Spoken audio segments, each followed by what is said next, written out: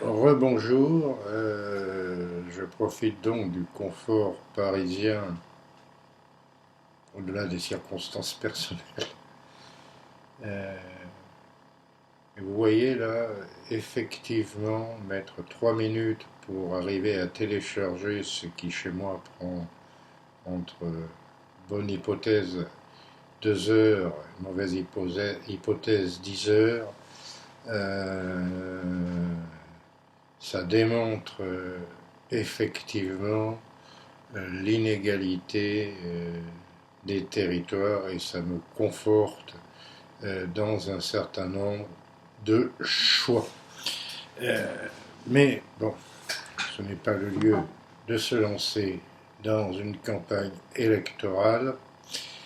Je reviens donc et je vais tirer de ce conflit entre le général de Gaulle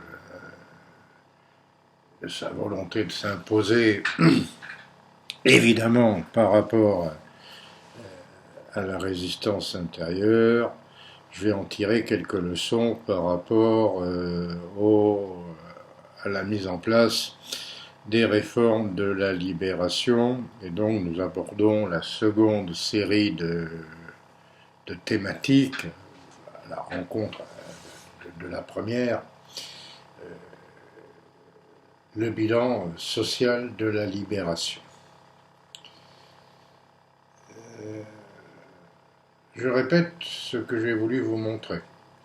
Le gouvernement provisoire de la République française, incarné par le général de Gaulle donc, n'a jamais reconnu le programme du Conseil national de la résistance. Pas d'avantage qui n'avait été associé à ce programme. Et donc,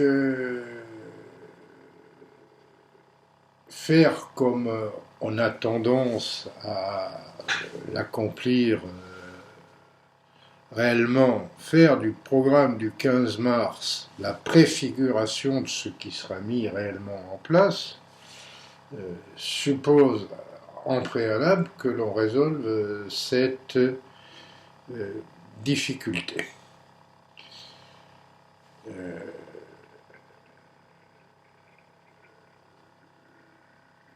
Une deuxième difficulté, peut-être plus difficile à appréhender encore, concerne les résultats des élections du 21 octobre 1945.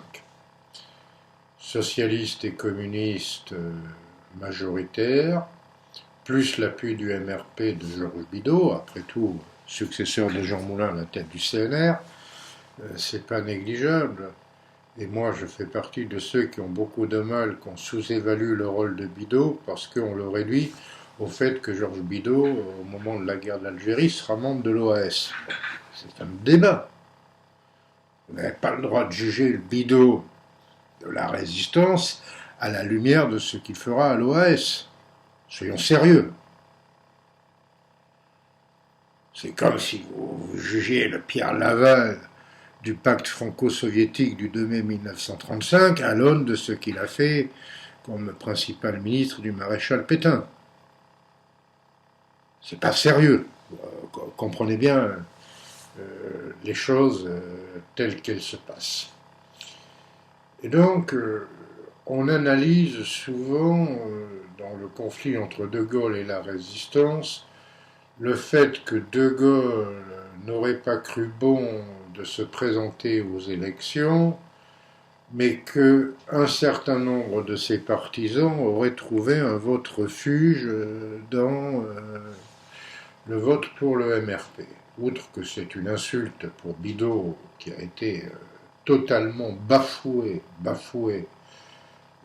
par De Gaulle à la Libération, c'est aussi une erreur, je dirais, commune d'analyse de sciences politiques où on analyse que la globalité des chiffres et on dit, bon, 26% est des poussières pour le PC, 23% est des poussières pour le Parti Socialiste, pour la SFIO, près de 24% pour le MRP. Le MRP est un parti qui recycle une droite jugée, à tort ou à raison, trop proche de la France de Vichy. Bon, pourquoi pas? Mais c'est absurde. Parce que quand on regarde réellement l'implantation électorale, circonscription par circonscription, département par département, confronté aux cultures politiques locales, du vote MRP à l'automne 1945, je précise bien l'automne 1945, pour ce qui est du scrutin du 21 octobre 1945, vous allez avoir beaucoup de mal à me convaincre que, n'est-ce pas, le vote MRP a été un vote de droite et un vote refuge pour le général de Gaulle, lequel n'aurait pas été obligé de descendre dans l'arène politique. C'est du pipeau. Ça tient pas la route une seule seconde. Dans bien des endroits, le vote pour le MRP, c'est un vote d'une France résistante qui a trouvé à s'intégrer dans des valeurs morales, chrétiennes, indiscutablement, mais après tout, celui qui résume le mieux la situation à l'automne 40, c'est, me semble-t-il, le premier numéro de Témoignages chrétiens. France, prends garde à ne pas perdre ton âme. Parce que c'est bien de cela qu'il s'est agi, non? Si on veut résumer, in fine, les choses. Les rôles, malgré leur aliment de l'Église dans sa hiérarchie, de certains prélats. Alors, si vous avez des ordures absolues, comme l'évêque du Toit à Arras, qui seront révoqués, il fera partie de ceux qui sont révoqués.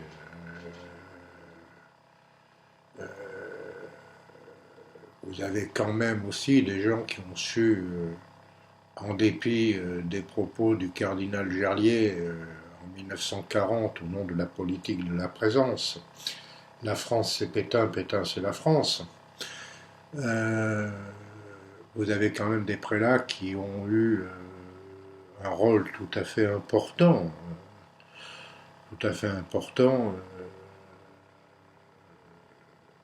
Je pense évidemment à Monseigneur Saliège, cardinal de Toulouse,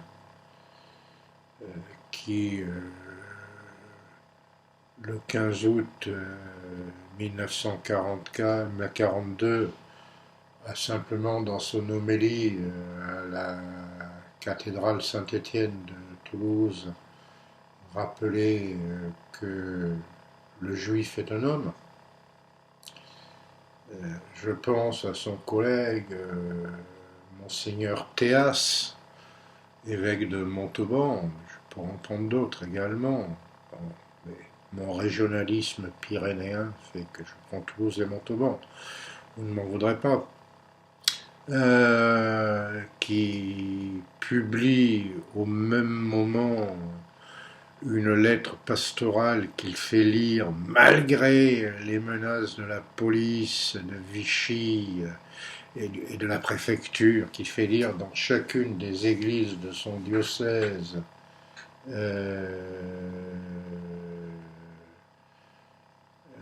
une lettre pastorale où il dénonce le spectacle inhumain et lamentable des persécutions antisémitiques, c'est le mot qu'il emploie, et qui a cette formule qui pour moi remplace, enfin c'est comme chez Brassens, la chanson pour l'Auvergnat, quoi. Ça remplit le cœur. J'affirme que tout homme, a rien ou n'en a rien, a été créé debout à la face de Dieu.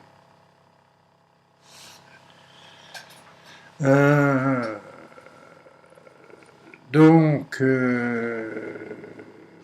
cette tradition chrétienne, sans même évoquer le rôle décisif de la fédération protestante, évidemment dans la région de Chambon-de-Lignon, mais pas uniquement, dans ces journées théologiques de Pomerol en 1942, en juin 1942, son président, le pasteur Martin Bogner,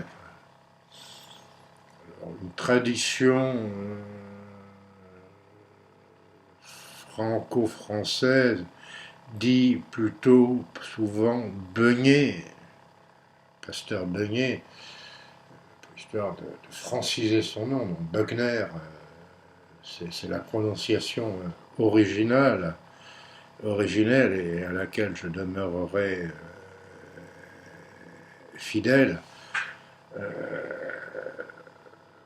Il faut rappeler que le témoignage de Martin Bogner a été décisif dans la condamnation à mort de Pierre Laval, puisque c'est lui qui, alors qu'il était allé rencontrer Laval à Vichy en juin 1942, au moment du paroxysme de la prise de décision de collaboration policière entre Vichy et les nazis, les accords Bousquet-Auberg, la mise en place de la police française au service de la SS, bon, tout cela fait que début juillet 1942, Bogner va voir Laval et va lui demander qu'est-ce que vous direz aux diplomates en poste à Vichy sur la destination des gens qui sont raflés. Et Bogner rapportera ce témoignage qui pèsera évidemment très, très lourd, même si ce n'est pas pour crime contre l'humanité que Laval sera condamné à mort, mais pour crime, pour grief de trahison. Laval aura cette parole. Je répondrai qu'ils partent travailler dans les territoires que leur concèdent les Allemands en Pologne.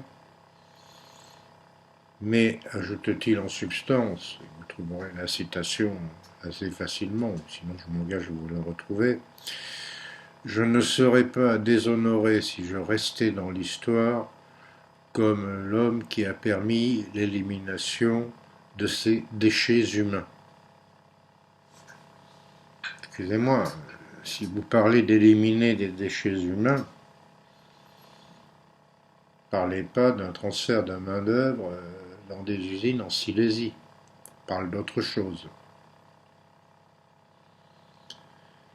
Et donc, à tout le moins, cette formulation est tout à fait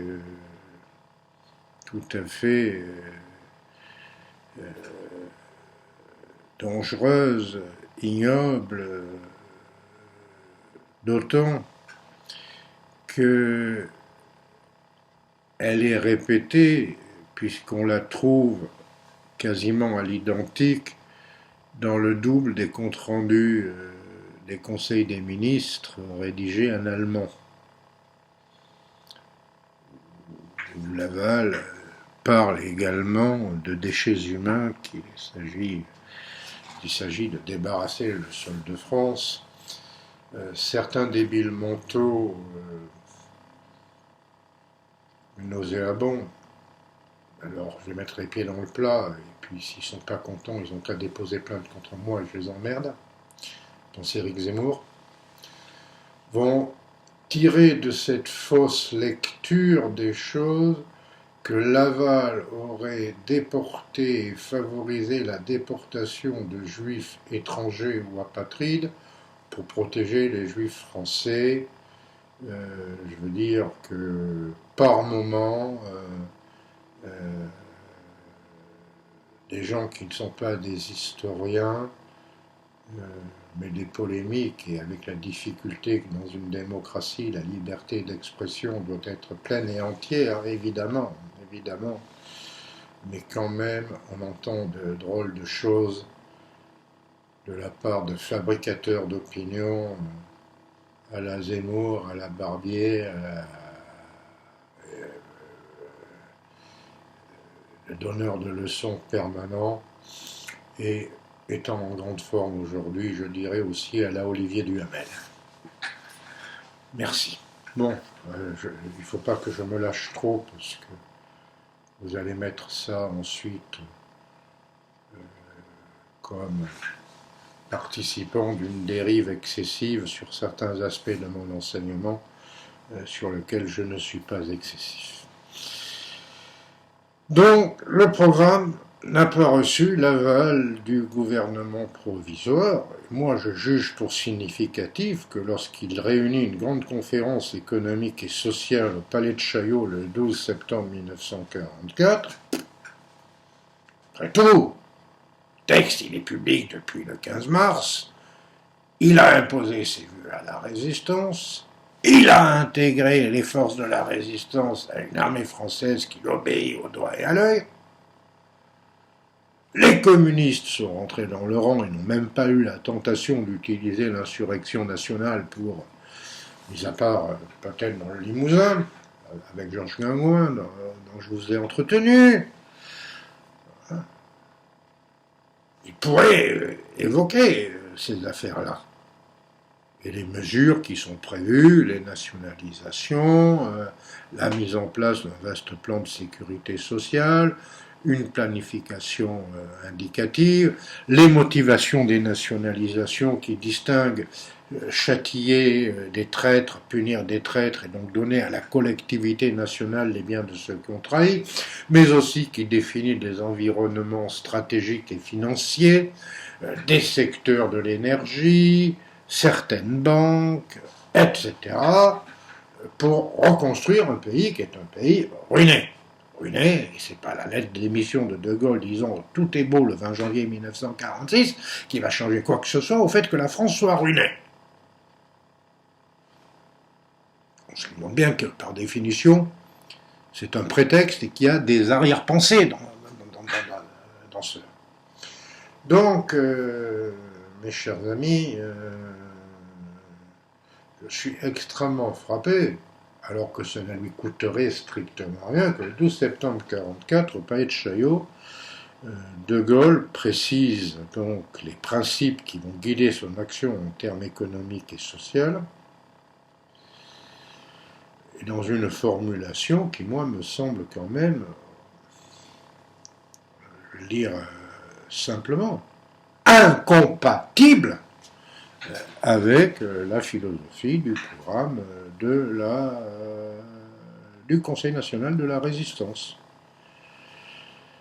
Alors je cite, « tout en assurant à tous le maximum de liberté et tout en favorisant en toute manière l'esprit d'entreprise, la France veut faire en sorte que l'intérêt particulier soit toujours contraint de céder à l'intérêt général, que les grandes sources de la richesse commune soient exploitées et dirigées pour l'avantage de tous, que les coalitions d'intérêts soient abolies une fois pour tous, et qu'enfin, chacun de ses fils, chacune de ses filles, puisse vivre, travailler, élever ses enfants dans la sécurité et dans la dignité. »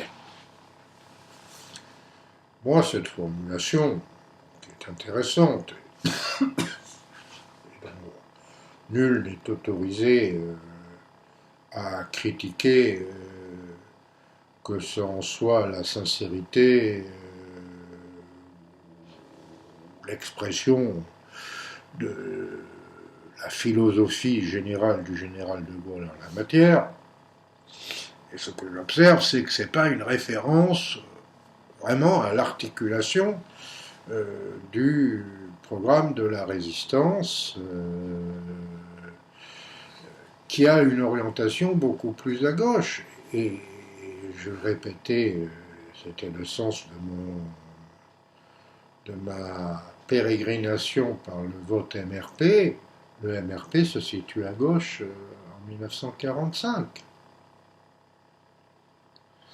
Donc, après, ça changera. et très vite, dès le scrutin du 2 juin 1946, pour des raisons que je vous exposerai, mais en tout état de cause, c'est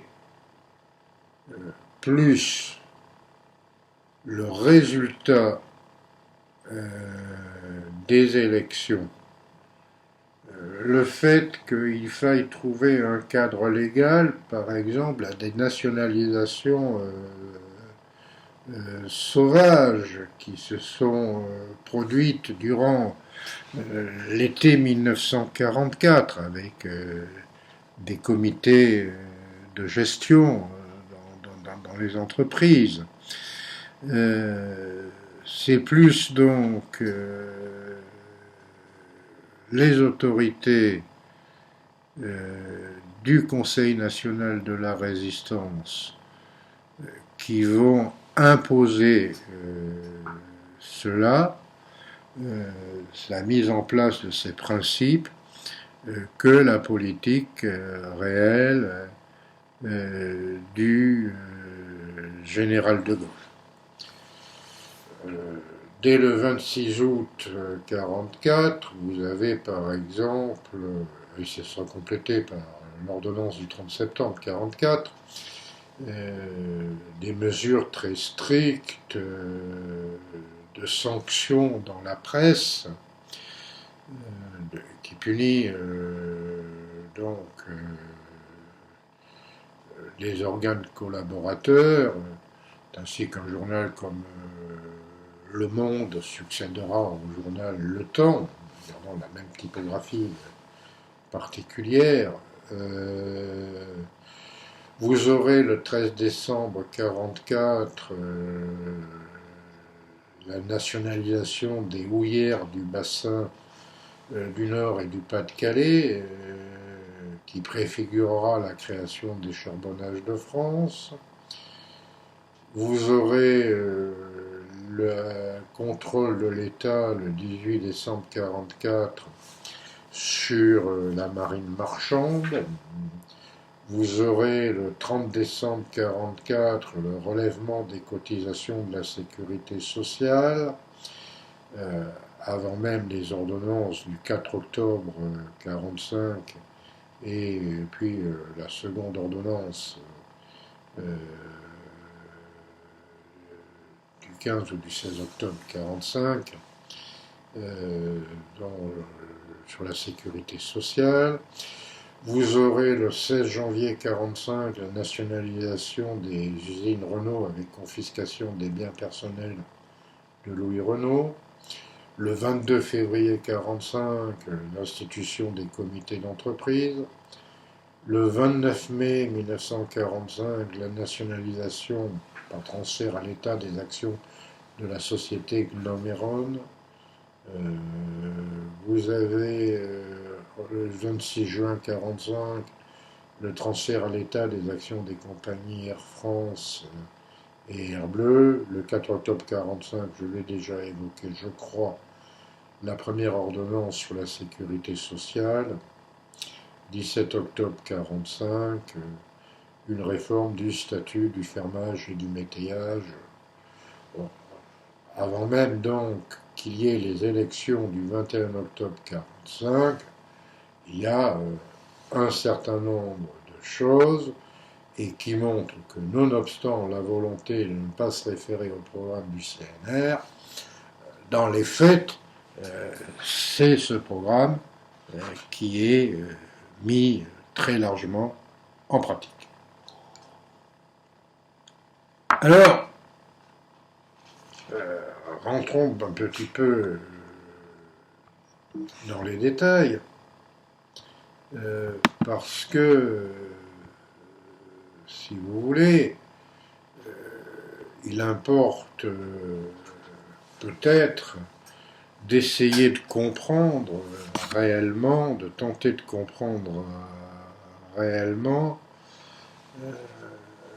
ce qui s'est joué là.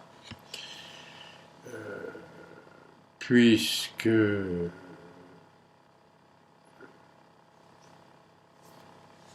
après les élections, l'environnement financier, donc la nationalisation de la Banque de France et des 4 banques de dépôt,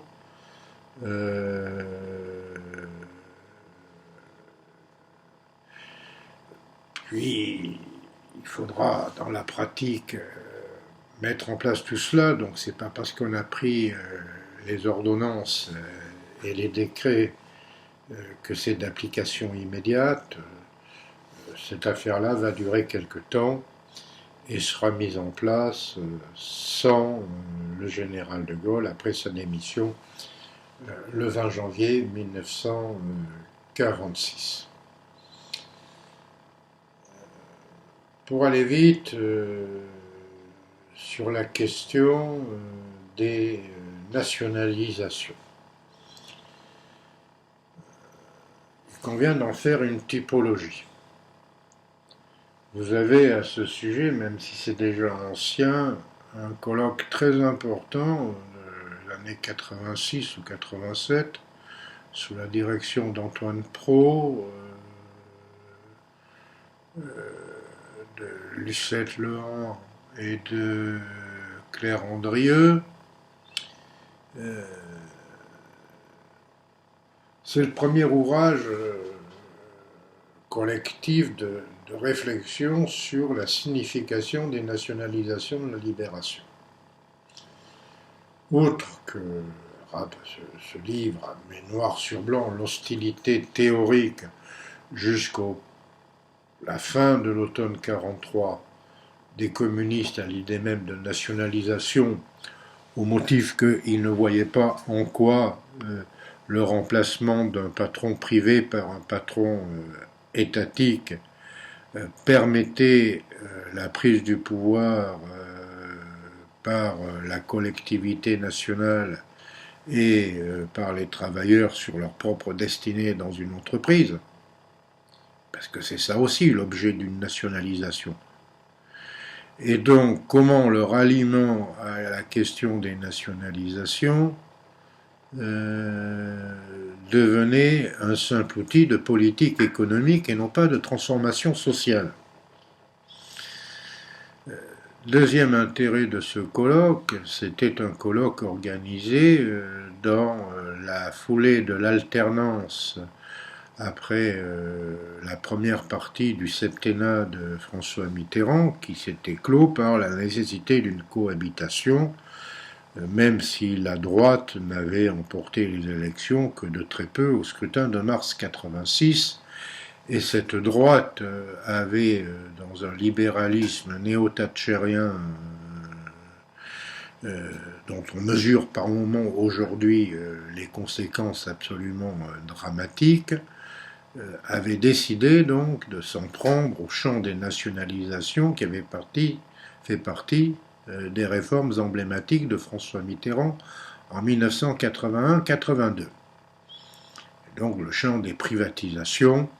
Alors on peut pisser de rire quand on dit par exemple que c'est au nom du mieux-disant culturel qu'on a privatisé une chaîne comme TF1.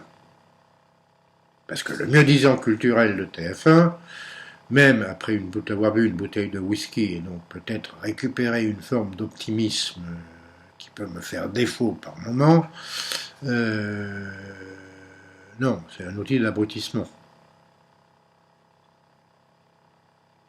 Donc, faut être un petit peu sérieux.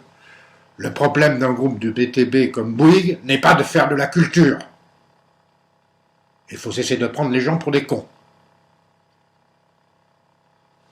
Mais le dogme du TINA, There is no alternative, de ce libéralisme, menant en fait une bataille idéologique totale contre l'idée même de nationalisation,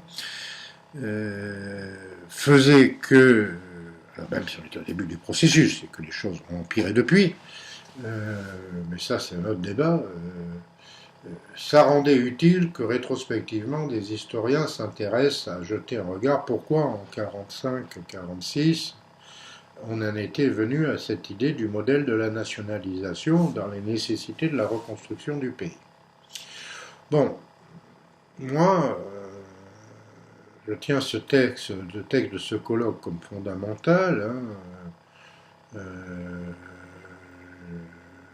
Antoine Pro, Lucette Levent et Claire Andrieux, ça met les pieds dans le plat, sur tous les plans. Parce que finalement, ça démontre combien,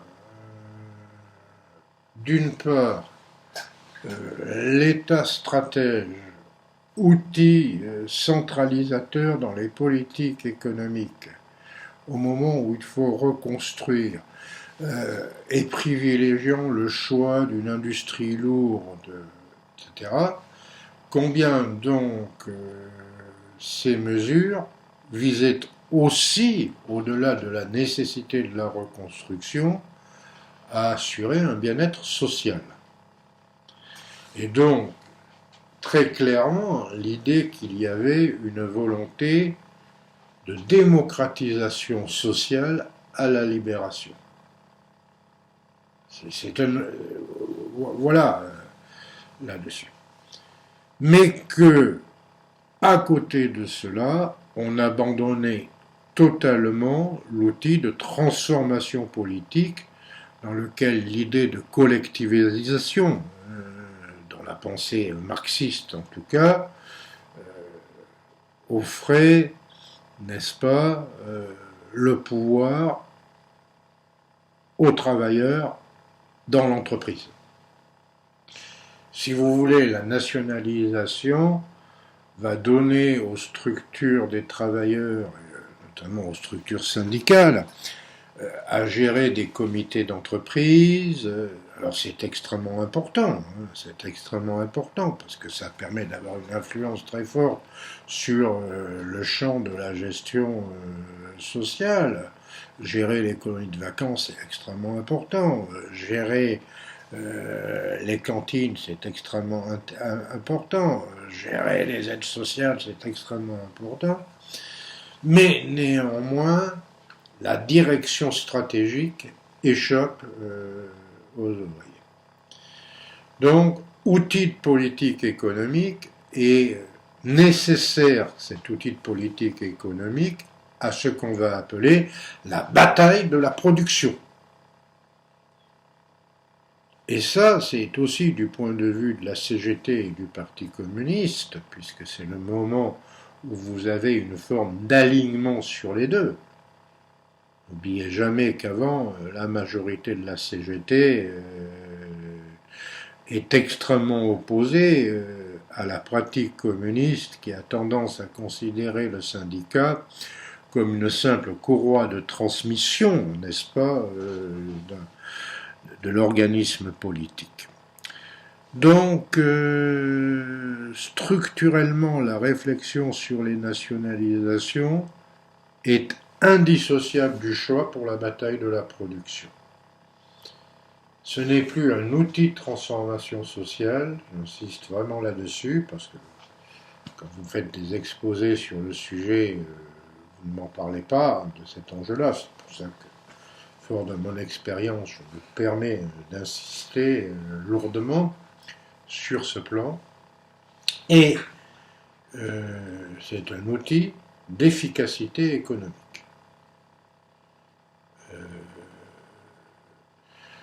Quand en 1980, si vous me permettez ce parallèle, vous aurez les politiques de nationalisation, elles seront aussi d'abord un outil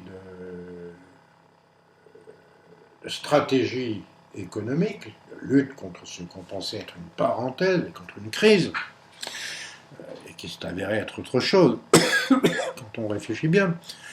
Mais en parallèle, vous avez eu les lois Auroux sur l'amélioration du rôle, des conditions et du rôle des travailleurs dans leur entreprise.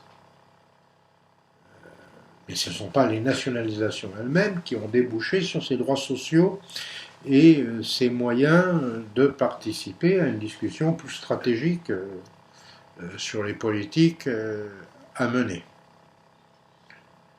Avant que tout ça ne soit balayé dans la gabegie d'une économie monétarisée et ultralibérale, obéissant aux canons européens. Mais ça, c'est un autre débat. Donc, sur les nationalisations et la libération, déjà, première série de réflexions sur ces motivations. Deuxième série, qu'est-ce qui est nationalisé? Bon, ouais, on va à la SERP. Vous avez des biens de gens qui ont collaboré, cas emblématique Renault, c'est la logique du programme du CNR. Vous avez sanctionné les traîtres.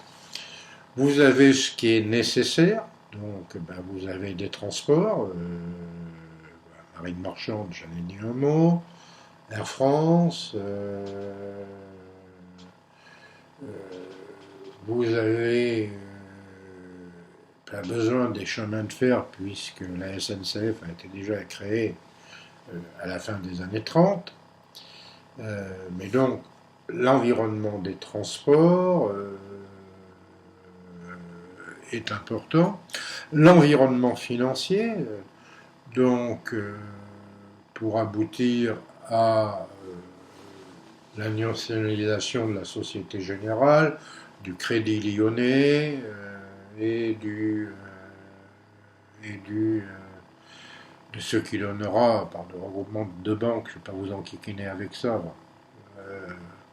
celles et ceux qui feront un dossier là-dessus préciseront les choses par eux-mêmes, ce qui donnera le groupe BNP, Banque Nationale de Paris, avant notre fusion bancaire. À ce sujet, je dois dire que je peux peut-être, vu mon âge canonique, apporter un témoignage qui m'avait beaucoup frappé. Mitterrand est élu président le 10 mai 81. Et je suis en plein dans le sujet en disant ça. Laissez-moi le temps d'exprimer ma pensée.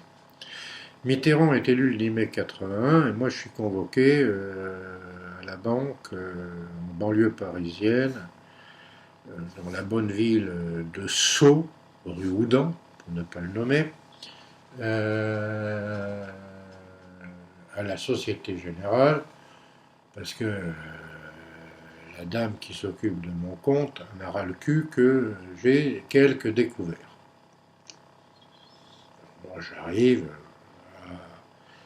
à la banque, la gueule enfarinée, un petit peu gêné, sans plus quoi. Là-dessus, parce qu'on va sous de ma gueule, quand même. Pas pour on viendra me faire chier pour quelques découvertes, voilà, ils sont toujours comblés plus ou moins rapidement. Bon, voilà, enfin, ils sont là pour me faire chier, il faut le dire, quoi, c'est tout. Ils ont une fonction de service à rendre. Bon, enfin, vous voyez la conception qui n'est pas celle de la rigueur financière absolue. Et devant moi,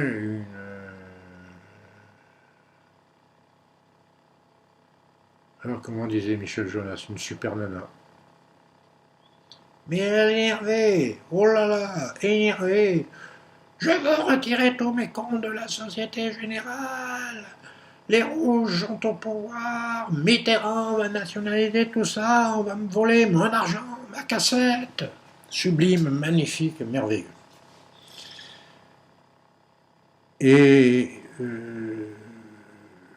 la banquière, enfin la nana qui m'attendait pour m'engueuler, en train de lui dire mais non, ça va pas se passer comme ça. Et donc moi à la cantonade, je lui dis arrêtez vos conneries, votre putain de Société Générale, elle est nationalisée depuis 1945. Et pour bien foutre les pieds dans le plat, j'ai dit et c'était sous l'autorité de De Gaulle. Ça, je m'avançais un peu en disant ça. Et je suis parti en faisant un gigantesque pas d'honneur, je n'ai pas de temps à perdre avec des connards. Et d'ailleurs, je dois dire que dans ce climat-là, pendant quelques semaines, ma banquière m'a foutu la paix.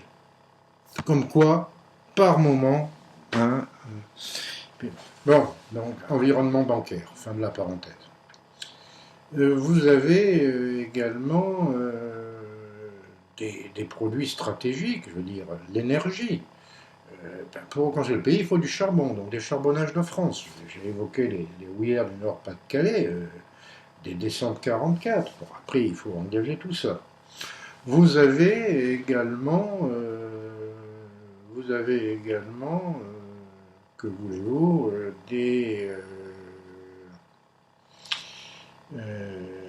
le gaz et l'électricité, EDF, GDF. Donc, vous voyez bien. Vous avez également des compagnies financières avec des compagnies d'assurance. Donc, c'est l'environnement nécessaire à la reconstruction du pays, donc priorité la bataille de la production. Et à ce sujet, je vous invite à lire le grand discours de Maurice Thorez aux mineurs du Pas-de-Calais, dans lequel il expose que combattre était un devoir sacré, mais que produire est devenu un devoir encore plus sacré. Ce qui fait d'ailleurs que le Parti communiste et la majorité de la CGT ne veulent pas de grève. Que les grèves et les mouvements sociaux par rapport aux difficultés que rencontre la France vont être jugés comme des actes de sabotage. Et que toute la période 46-47, vous allez avoir des grèves. Jusqu'au printemps 47, l'attitude du Parti communiste sera de réprimer ces grèves, de les empêcher, de les contrôler. Lorsqu'elles éclatent malgré lui, de les faire se terminer le plus vite possible. La priorité, c'est produire, produire, produire. Le dogme de la bataille de la production. Donc, la participation à une tâche de reconstruction nationale. Et ça, personne ne peut l'enlever. Alors, bien évidemment, ce volet des nationalisations n'est pas le seul, il y a le volet des réformes de la sécurité sociale. Là aussi, on ne part pas de rien. Il y avait toute une réflexion théorique sur les assurances sociales. Il y avait en gros deux systèmes qui étaient face à face. Un système d'assurance sociale fondé sur des cotisations sociales et où en gros on était garanti par rapport aux cotisations, ce qui veut dire que ceux qui ne payaient pas de cotisations n'étaient pas garantis. C'est en gros l'esprit des réformes mises en place en Allemagne par le chancelier Bismarck dans les années 1880 et contre lesquels les sociodémocrates allemands s'étaient un petit peu insurgés. Et il y a une autre voie qui sera celle définie par le rapport Beveridge en 1942-1943, où ce n'est pas un système assurantiel, c'est un système de revenus minimal, on doit garantir l'ensemble de la population. Un système universel par une forme de minima sociaux. Et donc le système français, techniquement, et là celles et ceux qui s'intéresseront à la mise en place de la sécurité sociale comme sujet de dossier préciseront les choses. Le régime français mis en place à la Libération et qui a aussi des racines dans les assurances sociales des années avant la Première Guerre mondiale déjà, puis des années 20, c'est pas quelque chose qui sort de terre tout à fait comme ça. L'analyse des acteurs, le rôle du ministre du Travail du général de Gaulle, Alexandre Parodi, et de son directeur de la sécurité sociale, Pierre Larocque, qui avait commencé à réfléchir à ces questions-là avant-guerre, qui a même travaillé avec le ministre de Vichy, René Belin, qui était un des cadres de la CGT, et qui sera un des penseurs de la charte du travail. Bon, Larocque choisira de partir rapidement à Londres, de foutre le camp de Vichy, pour un certain nombre de raisons que vous comprendrez aisément en regardant sa biographie. Et tout cela débouche sur les ordonnances d'octobre 1945. Donc celle du 4 octobre, puis celle quelques jours après. Voilà. Alors moi, ces ordonnances, elles me posent un sacré problème. Nous sommes quelques semaines avant les élections du 21 octobre. Quand je regarde les mémoires du général de Gaulle, ça m'est arrivé, il dit qu'il assume totalement le contenu de ces ordonnances, c'est lui. Et quand je regarde le journal officiel de la République française, parce que faire de l'histoire, c'est être parfois un petit peu précis, je m'aperçois que le général de Gaulle n'a pas signé ces ordonnances. C'est son ministre d'État, Jeannet, Jules Jeannet, qui signe les ordonnances.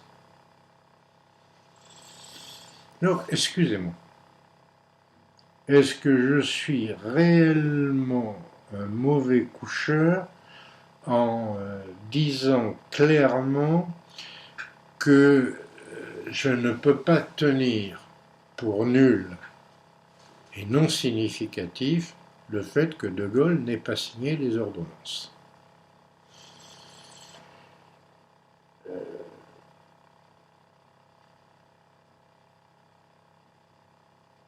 Et je ne peux pas ne pas m'interroger sur le fait de savoir pourquoi dans ses mémoires il dit qu'il les a signés. Parce que c'est pas la simple distorsion de la mémoire que tous répondent.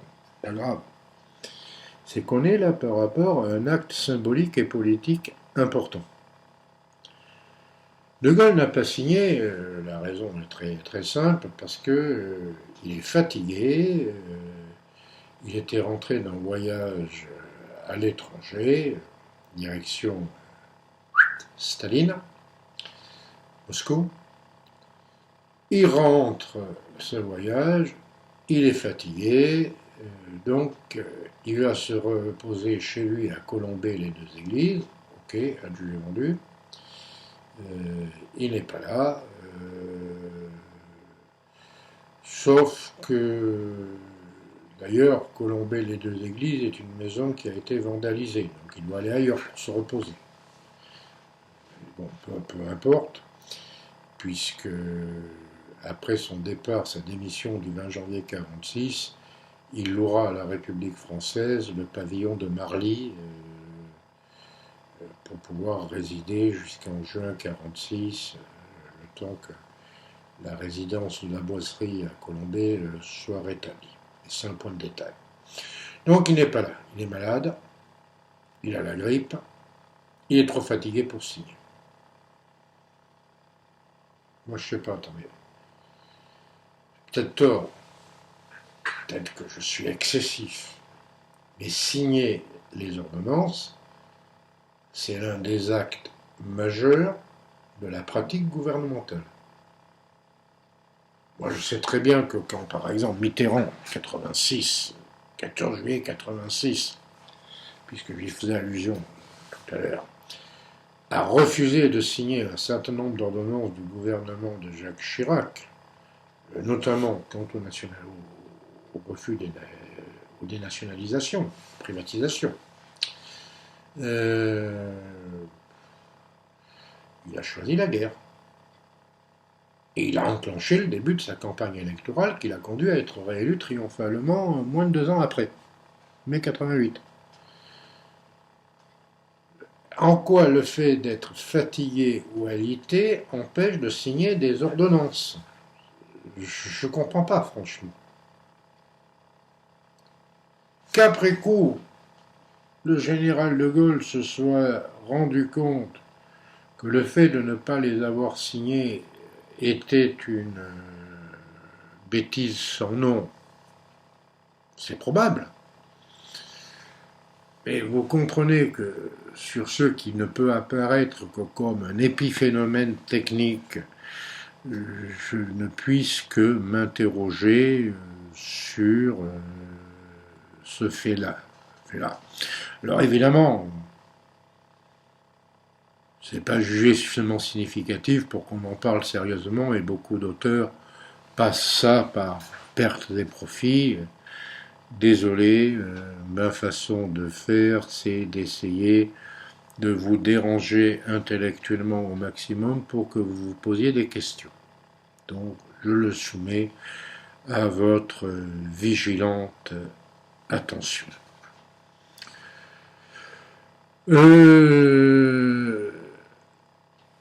Un mot également sur rétrospectivement la paternité des ordonnances sur la sécurité sociale.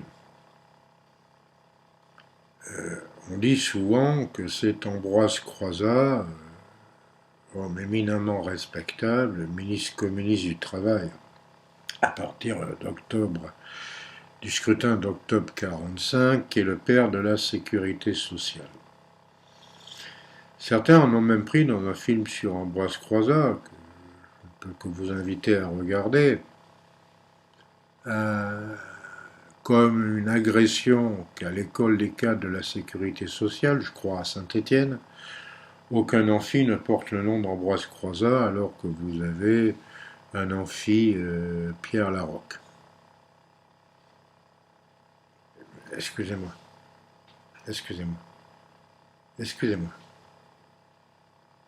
Je répète, ça ne change rien au respect absolu que je porte à Ambroise Croizat. Mais quand il y a les ordonnances sur la sécurité sociale, il n'est pas ministre. Pour la bonne et simple raison qu'il ne sera ministre qu'après le scrutin du 21 octobre 1945. Et que les ordonnances, c'est le 4 octobre. Avant. La seconde ordonnance, c'est aussi avant le scrutin.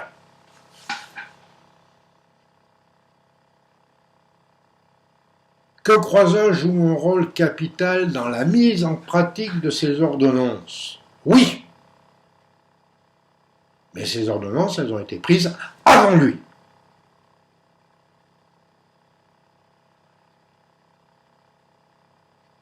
Et par bien des aspects, l'importance de la popularisation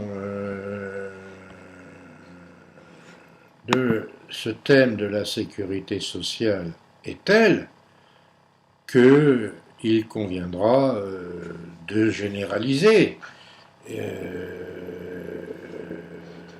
Par exemple, par la décision prise le 26 avril 1946, sous la responsabilité de Croizat, de généraliser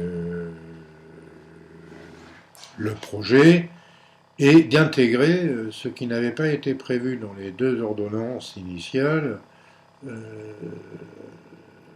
un chapitre important sur la retraite. Donc je ne dis pas que le rôle de Croizat n'existe pas, bien au contraire, qu'il n'y a pas de procès d'intention.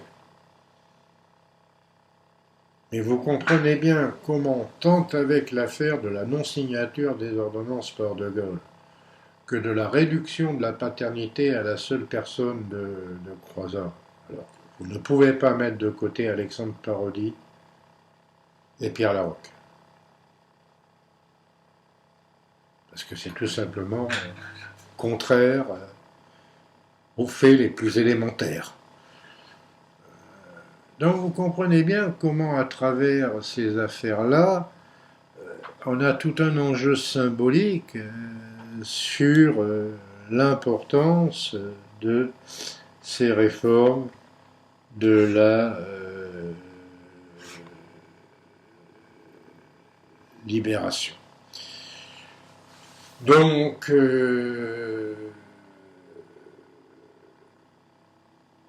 on complétera tout cela par la loi du 19 octobre 1946 sur le statut de la fonction publique, Il faudrait ajouter à cela l'idée d'une planification indicative. Je reprendrai toutes ces données la prochaine fois. Et maintenant, promis juré, parce que de toute façon, dans quelques... Bon, j'ai 1 heure et demie avant mon train, et donc pour rentrer dans les Pyrénées, et je reviendrai vers vous le moment venu. Ce que j'ai voulu vous montrer dans toutes ces vidéos, peut-être trop détaillées, voilà, qui ne sont pas de nature à rassurer des étudiants, mais ça, je suis désolé, c'est pas ma conception de la pédagogie. Je crois que vous devez être capable d'intégrer toute la thématique importante de la complexification. Et cette période-là a été terriblement compliquée. Ce que j'ai essayé de vous montrer, c'est comment il convenait de déconstruire un sujet en histoire et de ne pas partir des idées reçues. Voilà, je vous souhaite une bonne journée et puis les prochaines vidéos, vous retrouverez mon bureau de la mairie dans les Pyrénées et la longueur interminable pour mettre en ligne ces vidéos. C'est pour ça aussi que j'en ai profité un peu pour aller le plus loin possible. Je vous remercie de votre attention. Encore un mot, je vous l'ai peut-être déjà dit, j'ai été plus que touché par les messages de gentillesse émanant de votre part. J'espère pouvoir avoir un jour l'occasion de pouvoir le dire de vive voix. Merci.